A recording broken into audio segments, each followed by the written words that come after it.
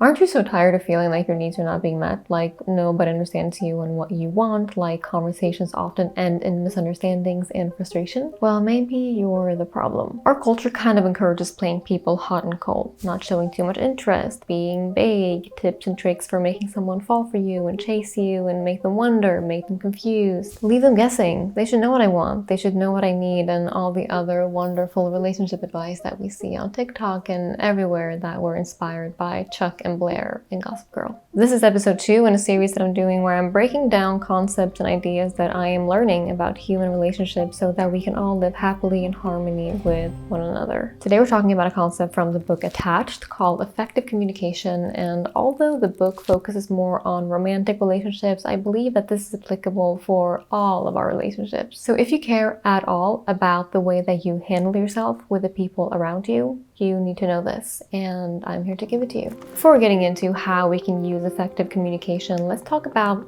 why. According to the author, Levine, effective communication is the quickest, most direct way of determining whether your prospective partner will be able to meet your needs. Your date's response to effective communication can reveal more in 5 minutes than you could learn from months of dating them without this kind of discourse. So here's some things to look for when you're using effective communication with someone. Do they show a sincere wish to understand your needs and put your well-being first? Do they try to get to the bottom of your concerns? Do they respond to the issue at hand, or do they try to dodge you? Do they take your concerns seriously, or do they try to belittle you or make you feel foolish for raising them? Do they try to find ways to make you better, or are they busy acting defensive? And if you're nodding your head like, yeah, absolutely, at the former statements, then that's a good sign. If not, then maybe that's not very promising. And now at the same time, we do carry some of the responsibility to make ourselves understood.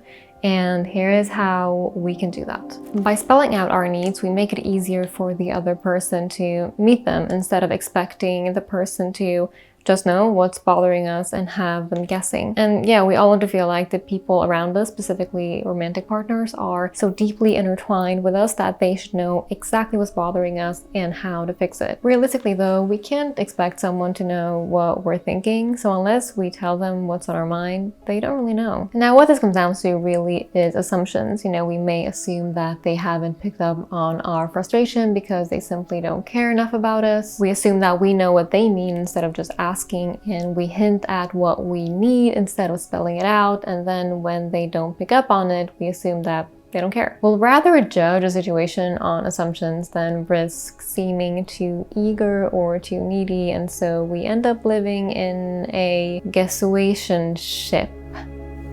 I just made that up. Now imagine if we did the same thing with other things in life. Like, I just assumed that I got a B on that test, but I don't know, I'm too scared to look. Is that how you go through life? I don't think so. So why should we act any differently in our relationships, which is the most important thing that we have? Instead, we should just ask a simple question before it explodes into a novel of assumptions. So let's say that your partner starts planning for, New Year's and doesn't mention you. So you may start thinking that they don't want you there, or maybe they don't want you to meet their friends or whatever. Now, instead of assuming that, just asking, I would like for us to spend New Year's Eve together. How do you feel about that? And as Levine puts it, whether they say yes or no, as always with effective communication, you win either way. A red flag based on reality and not on your anxious assumptions. One of the best things that I ever did was talking about these things with my therapist. Getting a professional outside perspective is invaluable, and that's why I've chosen to partner with BetterHelp for this video, and I'm so happy they wanted to sponsor us today. BetterHelp offers licensed therapists who are trained to listen and to help you talk to your therapist in a private online environment for your convenience. There is a broad range of expertise in BetterHelp's 20,000 plus therapist network that gives you access to help that may not be available in your area. You just fill out a questionnaire to help assess your specific needs, and then you get matched with the therapist in as little as 48 hours. Then you schedule secure video and phone sessions, plus you can exchange unlimited messages, and everything you share is completely confidential. With BetterHelp, you can request a new therapist at no additional charge anytime. Join the 3 million plus people who have taken charge of their mental health with an experienced BetterHelp therapist. Get 10% off your first month at betterhelp.com/Lana, that's better HELP,